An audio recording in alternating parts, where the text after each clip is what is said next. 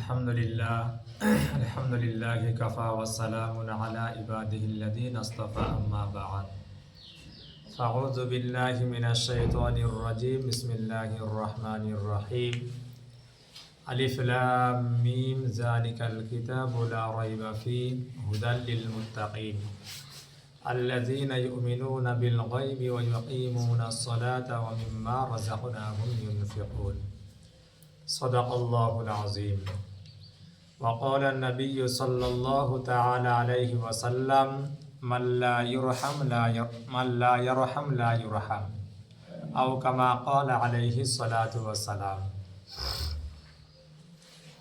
সমস্ত প্রশংসা সমস্ত তারিফ সমস্ত আরাধনা উপাসনা সেই মহান স্রষ্টা আল্লাহ পাকের জন্য, যিনি আমাদেরকে বড় ভালোবেসে রহম ও করম করে ইমানের পরে প্রধান হুকুম হচ্ছে নামাজ, জোহরে 4 রাকাত ফরজ নামাজ আল্লাহ পাক আমাদেরকে তিনার শাহী দরবারে আনিয়েছেন এবং সেই নামাজকে আদায় করার তৌফিক দিয়েছেন। তার সাথে সাথে কিছুক্ষণ আল্লাহ পাক একটি দ্বীনের মজলিসে বসার তৌফিক দিয়েছেন।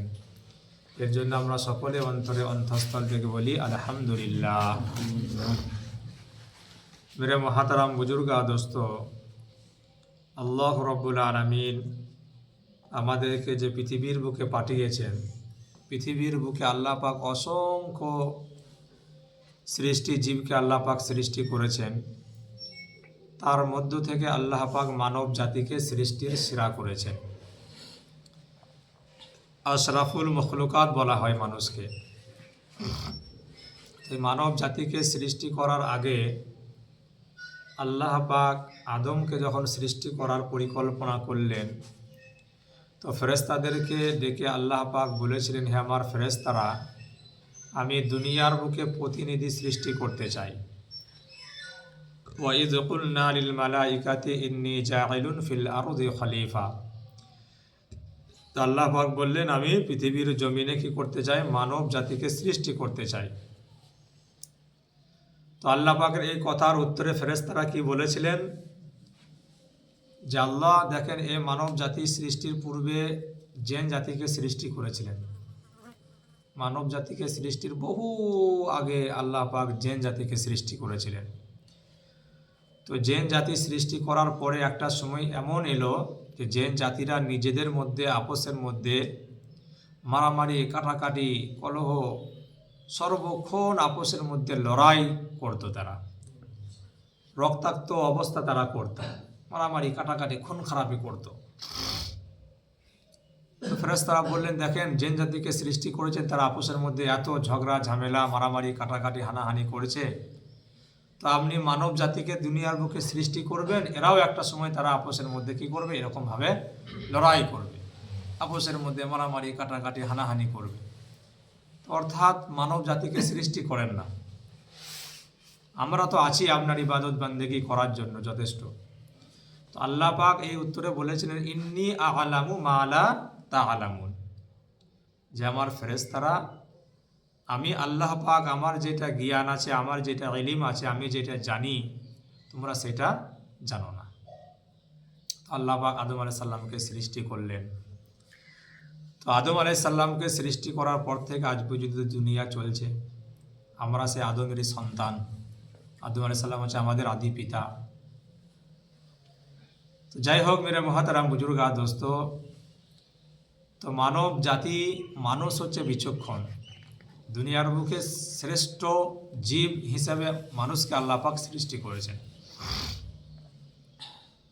আর আমাদেরকে যে আল্লাহ পাক দুনিয়াতে সৃষ্টি করলেন, আসমান জমিন, সাতব আসমান জমিনকে সৃষ্টি করেছেন, তার মাঝে আল্লাহ পাক অসংখ্য মখলুককে সৃষ্টি করেছেন। তো আল্লাহ পাক যে সৃষ্টি করেছেন একটা মকসদ নিয়ে সৃষ্টি করেছেন, তাই না? দুনিয়াতে যা কিছু আমরা করি, ব্যবসা বাণিজ্য, কাজ কারবার, ক্ষেত খামার, চাষবাস, যা কিছু করি না কেন, তার পেছনে আমাদের একটা উদ্দেশ্য থাকে। উদ্দেশ্যবিহীন মানুষ কেউ কোনো কাজ করে না। শুধুই আমি যাবো নাকি কোনো কারোর জমিতে যে আল করতে, আমি চলে গেলাম একটা কোদাল নিয়ে, দিয়ে আমি মাঠ থেকে শুরু করলাম, যার জমি পেলাম তার জমি থেকে আমি শুরু করলাম আলু করতে, কি চাষ দিতে। করবে কেউ? এরকম দুকা মানুষ পৃথিবীতে আছে কেউ? নাই। অর্থাৎ তার আগে আমি ফিরোজ ভাইকে আমি বলবো তোমার জমিটা আমি আলু করে দেবো, এত টাকা মজুরি লাগবে। রঞ্জুকে বলবো আমি তোমার জমিটা আলু করে দেবো, এত টাকা লাগবে। আগে আমি উদ্দেশ্যটাকে আমি আগে আমি বুঝে নেব, তারপরে কোনো কাজ করব। তো আল্লাহ পাক যে আসমান জমিনকে সৃষ্টি করলেন, তার মাঝে এত মখলুকাতকে সৃষ্টি করলেন, মানুষ সৃষ্টি করলেন, আল্লাহ পাক একটা উদ্দেশ্য নিয়ে সৃষ্টি করেছেন। আর সেই উদ্দেশ্যটা কি? পবিত্র কোরআনে আল্লাহ পাক তুলে ধরেছেন যে আমি তোমাদেরকে দুনিয়াতে পাঠিয়েছি আমার ইবাদত বান্দেগি করার জন্য। ওমা খলাকতুল জিন্না ওয়াল ইনসা ইল্লা লিয়াবুদুন। ওমা খলাকতুল জিন্না ওয়াল ইনসা ইল্লা লিয়াবুদুন। মানব এবং জিন জাতিকে সৃষ্টি করেছি দুনিয়াতে আমি আমার ইবাদত বান্দেগি করার জন্য। এরপরে ইবাদত আমরা যে করব, কতক্ষণ করব? আল্লাহ পাক তো এতটুকু কথা বলেন ইবাদত করার জন্য আমি সৃষ্টি করেছি। তাহলে কি আমাকে মসজিদে এসে 24 ঘন্টা আল্লাহ আল্লাহ করবো? আমি কি 24 ঘন্টা নামাজ পড়ব? আমি গতকালকে এই বিষয়ে কথা বলেছিলাম যে ইবাদত আমার জীবনের সমস্ত কিছু ইবাদত হবে। চাষবাস, ব্যবসা বাণিজ্য, খাওয়া দাওয়া, শোয়া, সমস্ত কিছু ইবাদত হবে যখন আমি সেই কাজগুলো করার আগে যখন আমি আল্লাহর হুকুম এবং নবীর তরিকা কি আছে সেটা জেনে নেব, আর তারপরে সেই কাজটা করব, তো আমার জন্য সমস্ত কিছু ইবাদত হয়ে যাবে। পবিত্র কোরআনে আল্লাহ পাক বহু জায়গায় নামাজের কথা বলেছেন, তাই না? ওয়াকিমুস সালাত ওয়াকিমুস সালাত, তোমরা নামাজ পড়ো, নামাজ কায়েম করো। গত জুম্মায় আমি বয়ান রেখেছিলাম যে আকিমুস সালাত ওয়া আতুজ যাকাত ওয়ারকাউ মা'আর রাকিঈন, তোমরা নামাজ আদায় করো, যাকাত আদায় করে দাও, এবং রুকু যারা করে তাদের সাথে তোমরা রুকু করো, অর্থাৎ নামাজ পড়ো। তো মেরা মুহাতারাম বুজুর্গা দোস্ত, সেই জন্য আল্লাহ পাক যে আমাদেরকে সৃষ্টি করেছেন যে মকসদ নিয়ে, আল্লাহ পাকের সেই মকসদটাকে ভুলে গেলে আমাদের হবে না। আল্লাহ পাকের সেই মকসদকে, সেই উদ্দেশ্যকে আমাদেরকে কি করতে হবে? পালন করতে হবে। করবেন ইনশাল্লাহ? দেখেন, আপনাদের সম্মুখে পবিত্র কোরআনের যে আয়াতটা আমি তিলাওয়াত করেছি এবং পবিত্র হাদিস থেকে একটি ছোট্ট ক্ষুদ্র হাদিস, সেটাও আমি আপনাদের সম্মুখে পেশ করেছি। তো পবিত্র কোরআনের যে আয়াতটা আমি পাঠ করলাম, যেখানে পৃথিবীতে মুসলমান জাতি ছাড়া বিভিন্ন রকমের জাতি আছে, তাই না? তো প্রত্যেকটা জাতির প্রত্যেকটা ধর্মে তাদের মূল ধর্মগ্রন্থ আছে, আছে না নেই? আছে। তো আমাদের মুসলিম আমরা যারা মুসলমান, আমরা আমাদের ধর্মগ্রন্থ আল কোরআন। কিন্তু যেই মুসলিম বা যারা মুসলমান জাতির মধ্যে কোনো মুসলমান যদি বলে যে এই কোরআন আমাদের মুসলমানদের, সে এটা চরম ভুল বলবে। শুধু কি মুসলমানদের কিতাব কোরআনটা? কোরআন এসে সমগ্র মানব জাতির জন্য, তাই তো? এই কোরআনকে সমগ্র জাতির জন্য পড়া করা আছে, অধিকার দেওয়া আছে। কোনো হিন্দু ভাই আমার যদি আসে আমার মসজিদে, যদি বলে আপনাদের কোরআন আমি পড়তে চাই, নির্দ্বিধায় তাকে কোরআন তার হাতে তুলে দিতে হবে। তাকে কোনো মুসলমানের অধিকার নাই যে তাকে বাধা দেওয়া যে তুমি আমাদের কোরআন হাত দিতে পাবে না, আমি কোরআন পড়তে পাবে না। তাহলে কোরআন এসছে সমগ্র মানব জাতির জন্য। আর কোরআনে যা কিছু আছে, অতীত ভবিষ্যৎ সমস্ত কি, দুনিয়ার শুরু থেকে নিয়ে কিয়ামত পর্যন্ত, দুনিয়া শেষ হওয়া আগে পর্যন্ত এই দুনিয়াতে কি হয়েছে, কি হবে, কিয়ামত পর্যন্ত কি ঘটবে, সমস্ত ভবিষ্যৎবাণী পবিত্র কোরআনে দেওয়া আছে। পৃথিবীতে যত লেখক আছে, সাহিত্যিক আছে, তারা যখন কোনো কিতাব লেখে, লেখার শুরুতে কিন্তু তাদের দুর্বলতা প্রকাশ করে। যত বড় বড় লেখক আছে না কেন, সাহিত্যিক আছে না কেন, দুর্বলতা কি প্রকাশ করে? যে লেখার আগে যে আমি যে এই পুস্তক লিখছি বা আমি যে এই কিতাব আমি লিখছি, তো যদি এই কিতাব লেখার মধ্যে যদি কোনো ভুল ভ্রান্তি হয়ে থাকে, যে সমস্ত পাঠকবিন্দুর চোখে পড়বে, তারা আমাকে কি করবেন? বলবেন। পরবর্তীতে আমি এই ভুলকে সংশোধন করার চেষ্টা করব। লেখা থাকে না, থাকে না? থাকে। কিন্তু পবিত্র আল কোরআন এমন একটা কিতাব যে এই কিতাবের শুরুতে, এটা তো পৃথিবীর কোনো মানব জাতির লেখা নয়, কোনো মানুষ এটা লিখেছে কি? এটা হচ্ছে ডাইরেক্ট আল্লাহ পাকের তরফ থেকে এই কোরআন এসছে।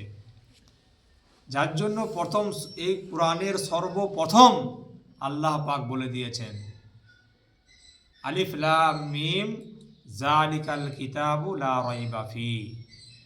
এই যে আলিফ লাম মিম আমরা পড়ছি, এর কোনো অর্থ আমাদের জানা নেই।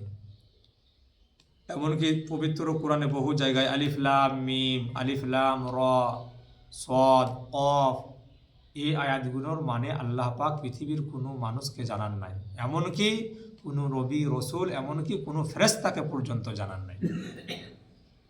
এটাকে আরবি পরিভাষায় হরফে মুকাত্তাআত বলা হয়, যে এর অর্থ আল্লাহ পাকই বেহতার জানেন। তবে কিয়ামতের ময়দানে আল্লাহ পাক এই শব্দের অর্থগুলো বান্দাকে জানাবেন। তো যাই হোক, তারপরে যে আয়াতটা এসছে যালিকাল কিতাবু লা রাইবা ফি, যে আল্লাহ পাক প্রথমেই তিনি বলছেন যে এই কিতাব কোরআন এমন একটা কিতাব যে এই কোরআনে ভুল হওয়া তো দূরের কথা, এই কোরআনের মধ্যে সন্দেহর কোনো অবকাশ নেই। পৃথিবীতে অনেক সায়েন্টিস্ট বলুন, বিজ্ঞান বলুন, বৈজ্ঞানিক বলুন, ইসলামের ইতিহাস পড়লে দেখা যায় যে পৃথিবীতে অনেক বড় বড় সায়েন্টিস্টরা এসছে পবিত্র কোরআনের ভুল খোঁজার জন্য। তারা কোরআনকে রিসার্চ করতে লেগেছে। এমন একটা সময় এসছে যে কোরআন পড়ে সেই ইসলাম ধর্ম গ্রহণ করেছে। ডক্টর মরিস গোপাইলি, আমরা নাম শুনেছি, ফ্রান্সের বিখ্যাত সায়েন্টিস্ট ছিল। তো সে চলে গেল মিশরে যাওয়ার পরে ফেরাউনের যে লাশ মমি করা আছে, সেই লাশটাকে, তার বডিটাকে রিসার্চ করতে লাগলো। তো রিসার্চ করতে করতে সে দেখা গেল তার যে ছাল বা গায়ের চামড়া, এটাকে রিসার্চ করতে লাগলো। রিসার্চ করার পরে দেখলো যে ফেরাউনের বডি নীল নদের সমুদ্রেতে বহু বছর পানির তলায় ছিল, প্রায় 500-550 বছর, তার থেকেও অনেক কম বেশি তার বডি কি ছিল, সমুদ্রে ডুবেছিল। তো সে যখন ভাবলো যে মানুষ সাধারণত 5 দিন 7 দিন চলে গেলে তার কি হয়, তার বডি পচে যায়, নষ্ট হয়ে যায়। যে আরও অন্য অন্য ধর্মগ্রন্থকে রিসার্চ করতে লাগলো যে এই তথ্য আমি কোথায় পাবো। সে চলে এলো কি আরবে আসার পরে সে কোরআনকে রিসার্চ করতে লাগলো। তো কোরআন যখন পড়তে শুরু করলো, কোরআনে ফিরাউনের সমস্ত টোটাল খবরটা, ঘটনা সে জানতে পারলো। সে তখন ভাবলো মানুষ সাধারণত 50 বছর 100 বছরের কথা মানুষ ভুলে যায়, রাখতে পারে না, যে 100 বছর আগে কি ঘটনা ঘটলো মানুষ সাধারণ মনে রাখতে পারে না। তো পবিত্র কোরআন তো ফিরাউন মারা যাবার বহু হাজার হাজার বছর পর পবিত্র কোরআন এসছে। তাহলে এই কোরআনে যে এই ফিরাউনের A to Z ঘটনাটা লেখা আছে, তো নিশ্চয়ই এটা আল্লাহর বাণী, এটা দুনিয়ার কোনো সাধারণ মানুষের লেখা নয়। তো এই কোরআনের আয়াতটাকে পড়ে রিসার্চ করে কোরআনকে দেখতে যেয়ে, ভুল ধরতে যেয়ে সে ইসলাম ধর্ম গ্রহণ করেছিল। তো মেরে মহাতারাম বুজুর্গ আর দোস্ত, বলার উদ্দেশ্য হচ্ছে যে কোরআন এমন একটা কিতাব যে এই কিতাবের মধ্যে কোনো জের জবর নোক্তা কোনো ভুল নেই, সন্দেহ করার কোনো জায়গা নেই। এই কোরআন হচ্ছে সলিড। যারা এই কোরআন পড়বে, কোরআনের সাথে সম্পর্ক রাখবে, আল্লাহ পাক এই দুনিয়াতে তার মান সম্মান ইজ্জতকে বাড়িয়ে দিবে। সেই জন্য কোরআন এসছে সমগ্র মানব জাতির জন্য। কোরআন যখন আমি পড়ব, জানবো, তখন আমি বুঝতে পারবো ইসলাম হচ্ছে শান্তির ধর্ম। ইসলাম কাউরির প্রতি বিদ্বেষ শিখায় না। ইসলাম হচ্ছে শান্তির জায়গা, শান্তির ধর্ম। আর ইসলাম এইটা শিখায় যে প্রত্যেকটা সারা পৃথিবীর মানুষের সাথে মোহাব্বত, ভালোবাসা রেখে দুনিয়াদারি করা। কেন যে হাদিসটা আমি আপনাদের সম্মুখে পাঠ করেছি, আল্লাহর নবী সাল্লাল্লাহু তাআলা আলাইহি ওয়াসাল্লাম তিনি বলছেন, মাল্লা ইয়ারহাম লা ইউরহাম। এই হাদিসের সারমর্ম হচ্ছে এটাই যে পৃথিবীতে কোনো মানুষ যদি অন্যায়ভাবে কোনো আল্লাহর জীব জন্তু প্রাণীকে মেরে ফেলায়, তাদের প্রতি রহম না করে, তো কিয়ামতের ময়দানে আল্লাহ পাক সেই বান্দার উপরে রহম করবেন না। মুসলমান জাতির জন্য একটা পিঁমড়েকে অন্যায়ভাবে মারাটা জায়েজ নেই।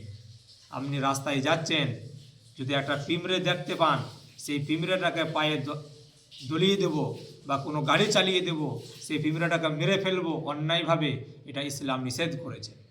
তাহলে যেই জাতিকে একটা সামান্য পিঁমড়েকে অন্যায়ভাবে মারা নিষেধ করেছে, সেই জাতিকে আমাকে বুঝতে হবে, আমাকে জানতে হবে। তাহলে মানুষের সাথে আমাদের ব্যবহার কি হবে, মানুষের সাথে মিল মহব্বত প্রেম প্রীতি, এটাই ইসলাম ধর্ম শেখায়। ইসলামের মধ্যে কোনো জাতিভেদ আল্লাহ পাক শেখান নাই। কারণ আল্লাহ নবী সাল্লাল্লাহু তাআলা আলাইহি ওয়াসাল্লাম তিনি যখন হায়াতে জিন্দাগিতে ছিলেন, তখন প্রত্যেকটা বাড়িতে বাড়িতে জিজ্ঞাসা করতেন, বাড়িটা দেখে নাই যে এটা কোনো হিন্দুর বাড়ি, কি এটা কোনো খ্রিস্টানের বাড়ি, কি ইহুদির বাড়ি, যে জিজ্ঞাসা করেছেন আপনার বাড়িতে বাজার আছে? যদি বাড়ি থেকে এসছে খবর যে না আমার বাড়িতে কোনো বাজার ঘাট নেই, কোনো খাবার নেই, তো আল্লাহ নবী সাল্লাল্লাহু তাআলা আলাইহি সাল্লাম বাজারে গেছেন, মাল নিয়ে নিজের কানে করে বাড়িতে বাজার পৌঁছে দিয়েছেন। ইসলাম হচ্ছে সেরকম ধর্ম। তো আল্লাহ নবী সাল্লাল্লাহু তাআলা আলাইহি ওয়াসাল্লাম কোনো ভেদ করেন নাই। মসজিদে নবাবিতে একজন মুশরিক এসে পিচ্ছাব করছে, হয়তো ওমরে ফারুক রাদিয়াল্লাহু তাআলা আনহু বিখ্যাত সাহাবী, খুব রাগী সাহাবী ছিলেন। তো পিচ্ছাব যখন করছে মসজিদে, তো ওমরে ফারুক রাদিয়াল্লাহু তাআলা আনহু সঙ্গে সঙ্গে তরবারি বার করেছে যে গর্দনকে উড়িয়ে দেব। তো আল্লাহর নবী সাল্লাল্লাহু তাআলা আলাইহি ওয়াসাল্লাম সঙ্গে সঙ্গে ওমরকে বললে, হে ওমর থামো, দাঁড়াও, তুমি এই সময় যদি ওর উপর আঘাত করো তার শরীর খারাপ হয়ে যেতে পারে, ওকে ভালোভাবে পিচ্ছাব করতে দাও। তো সে যখন পিচ্ছাব করা হয়ে গেল, আল্লাহ নবী সাল্লাল্লাহু তাআলা আলাইহি ওয়াসাল্লাম কাছে ডাকলেন, নরম ভাষায় মহব্বতের সঙ্গে ভালোবাসার সঙ্গে তাকে বললেন, বেটা এটা হচ্ছে আমাদের ধর্মস্থান, কোনো ব্যক্তি যদি তোমার যে ধর্ম উপাসনালয় আছে সেইখানে যদি কোনো মানুষ যদি পিচ্ছাব করে, না পাকি ফেলে দেয়, তা তোমার কেমন হবে বলো তো? তোমার কষ্ট হবে না? তা তোমার যেমন কষ্ট হবে, এটাও আমাদের ধর্মস্থান, আমরা এখানে নামাজ পড়ি, ইবাদত বান্দেগি করি, তুমি যে পিচ্ছাব করছো এটা আমাদের কষ্ট হবে। এই ভালোবাসার বাক্য শুনে সেই ব্যক্তি বললেন যে আপনার কথা, আপনার ব্যবহার সাক্ষী দিচ্ছেন যে বেশাক আপনি আল্লাহর নবী। এটা আল্লাহর নবী ছাড়া, আল্লাহর দূত ছাড়া, আল্লাহর পয়গম্বর ছাড়া এরকম ধরনের কথা সাধারণ মানুষের দ্বারাই সম্ভব নয়। সঙ্গে সঙ্গে ওইখানেই আল্লাহ নবী সাল্লাল্লাহু আলাইহি ওয়াসাল্লামের হাত ধরে কলমা করে মুসলমান হয়ে গেলেন। তা কি ব্যবহার ছিলেন আমাদের নবীর! আল্লাহ নবী সাল্লাল্লাহু তাআলা আলাইহি ওয়াসাল্লামের আখলাকের দ্বারাই, ব্যবহারের দ্বারাই সব থেকে মানুষ বেশি আকৃষ্ট হয়ে ইসলাম ধর্ম গ্রহণ করেছিলেন। সেই জন্য মেরে মহাতারা বুজুর্গা দোস্ত, পবিত্র কোরআন এবং হাদিসে মুবারাকা যখন আমরা পড়ব, জানব, মানুষের সাথে ভালোবাসা, মানুষের সাথে প্রেম প্রীতি মোহাব্বত আমাদেরকে শেখাবে। আর এই পবিত্র কোরআন যালিকাল কিতাবুল লা রাইবা ফি, যে কিতাবের মধ্যে ভুল তো দূরের কথা, কোনো সন্দেহর কোনো জায়গা নেই। সেই জন্য আসুন আমরা কোরআন তেলাওয়াত করি, হাদিস পড়ি, জানি এবং তার উপরে কী করব, আমল করব। আর আমাদের সমগ্র মানব জাতি যারা আমরা আছি, আমাদেরকে সর্বসময় আমাদেরকে চেষ্টা করতে হবে যে আপসের মধ্যে মিল মহব্বত প্রেম প্রীতি কীভাবে বজায় থাকে। কেন আমি যে নামাজ পড়ছি, আমি যে ইবাদত বান্দাগি করছি, এর দ্বারাই আমি জান্নাত পেতেও পারি, নাও পেতে পারি। এসছে হাদিস পাকের মধ্যে এসছে, বুখারী শরীফের হাদিস, যে একজন বাজারি মেয়ে যে নিজের ইজ্জত বিক্রি করত, এরকম একটা মহিলা, সে মরুভূমির উত্তপ্ত গরম বালুতে হেঁটে হেঁটে যাচ্ছে, পাশে একটা কুয়া দেখতে পেল, সে কুয়াটার সাইডে একটা পিপাসার্ত কুকুর ছটফট ছটফট করছে পানির তাড়নায়। তো সেই মেয়েটার অন্তরে রহম হলো, সে নিজের ওড়নাকে ছিঁড়ে দড়ি পাকিয়ে নিজের যে খরম ছিল সে কুয়া থেকে পানি তুলে সে কুকুরটাকে পান করিয়েছিল। তো এই কাজটা করার ফলে আমার আপনার নবী পিয়ারা হাবিব সাল্লাল্লাহু তাআলা আলাইহি ওয়াসাল্লাম সার্টিফিকেট দিচ্ছে যে এই রমণী কিয়ামতের ময়দানে জান্নাতে চলে যাবে। বুঝে আসছে? তাহলে প্রাণীর ওপরে যদি একটু রহম করা হয় আর এই রহম করার জন্য যদি জান্নাত পেয়ে যায়, তাহলে কেমন একটা আমল দেখুন। বুখারী শরীফে তার পরের হাদিস, একজন মহিলা দিনদার পরেশগার ছিল, যার তাহাজ্জুদের নামাজ কাজা ছিল না, এত পরেশগার ছিল, একটা বিড়ালকে ঘরে বেঁধে রেখে দিয়েছিল। সেই বিড়ালটাকে খাবার দেয়নি, পানিও পান করায় নাই, না খেতে পেয়ে পিপাসার্ত অবস্থায় সেই বিড়ালটা মারা গিয়েছিল। আল্লাহর নবী সাল্লাল্লাহু তাআলা আলাইহি সাল্লাম বলছেন এই রমণীকে কিয়ামতের ময়দানে জাহান্নামে চলে যাবে, তার জান্নাতে যাবার কোনো রাস্তা নেই। তাহলে সামান্য একটা বিড়াল, একটা কুকুর, চতুষ্পদ জন্তুর ওপরে যদি এরকম ধরনের রহম করার ফলে যদি জান্নাত চলে যায়, একটা সামান্য বিড়ালের ওপরে যদি অবিচার করার জন্য জাহান্নামে চলে যায়, তাহলে আমরা আশরাফুল মখলুকাত, আমার আপনার মানুষের সাথে ব্যবহার কেমন আমাদের হওয়া উচিত।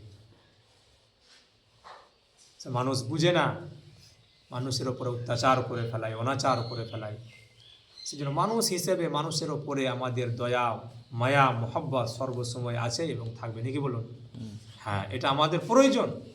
একটা মানুষ যখন আমি চোখের সামনে দেখলাম, কালকে যেমন আমি গুসকারা গিয়েছিলাম, তো ফেরার পথে ঠিক সর ঢোকার আগে যে একটা মানে টার্নিং আছে, খুব টার্নিংটা খুবই টার্নিং। আসছি তো দুটো আদিবাসী ভাইয়ের ছেলে, আদিবাসী হবে, তো খুব স্পিরিটে গাড়িটা চালাচ্ছিল, দিয়ে একদম সোজাসুজি একদম নামিয়ে দিয়েছে নিচেতে, আর খুবই নিচু, একদম রাস্তা থেকে নিচে। তার পায়ের আঙুলগুলো ফেটে গেল। আমি সঙ্গে সঙ্গে দাঁড়ালাম। তো ছেলেটাকে আমি খুব বললাম, চেষ্টা করলাম যে হাসপাতালে নিয়ে যাবো, কাজী হাসপাতাল। ছেলেটা রাজি হলো না, আমি হাসপাতাল যাব না। এই যে একটা মানুষ, সে যে ধর্মেরই হোক না কেন, আমি যখন আমার চোখের সামনে দেখবো সে বিপদে পড়ে গেছে, সঙ্গে সঙ্গে 4 চাকায় হোক, গাড়িতে হোক, আপনাকে দাঁড়িয়ে তার পাশে দাঁড়ানো। এটাই তো আমাদেরকে মানব সভ্যতা শিখয়। সেই জন্য ভাই মেরে মহাতারাম বুজুর্গা দোস্ত, আমরা যখন বাজার ঘাট যাব, যেখানেই যাব, কোনো মানুষ যখন বিপদে পড়বে, তার প্রতি আমরা লক্ষ্য রাখবো ইনশাল্লাহ।